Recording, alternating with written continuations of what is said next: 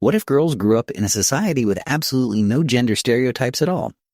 No assumptions about which toys, colors, careers, or personality traits were considered appropriate. It sounds simple, but researchers who've actually studied this question have found some genuinely surprising results. This isn't just a hypothetical thought experiment either.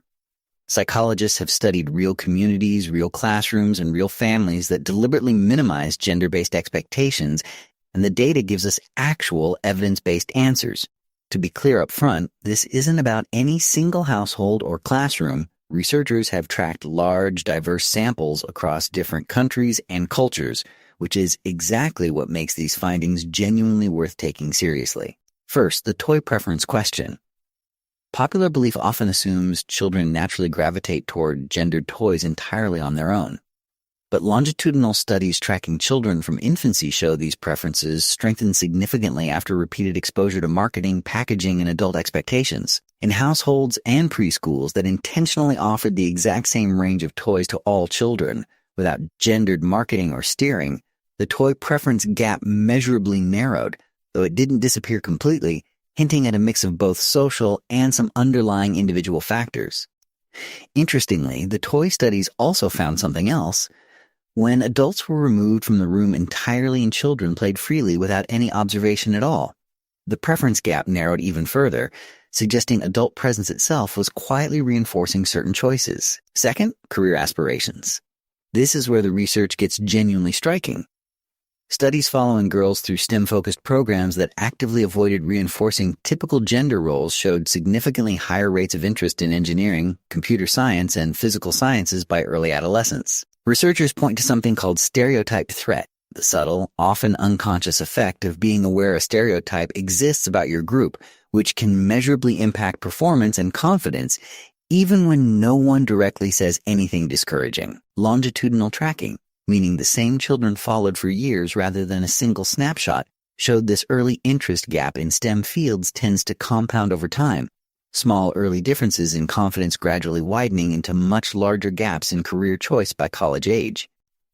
Third, and often overlooked, emotional expression and confidence. Studies on stereotype-reduced upbringing environments found girls reported significantly less social pressure to appear conventionally likable or accommodating, and correspondingly higher rates of assertiveness in group settings and negotiations. One frequently cited study following girls through adolescence found they were substantially more likely to negotiate for higher pay in mock salary negotiation exercises when they hadn't been repeatedly exposed to messaging that framed assertiveness as an unattractive trait. Researchers also found a ripple effect into leadership roles specifically. Girls in lower stereotype environments were significantly more likely to volunteer for group leadership positions in school projects, roles they'd otherwise often quietly avoid.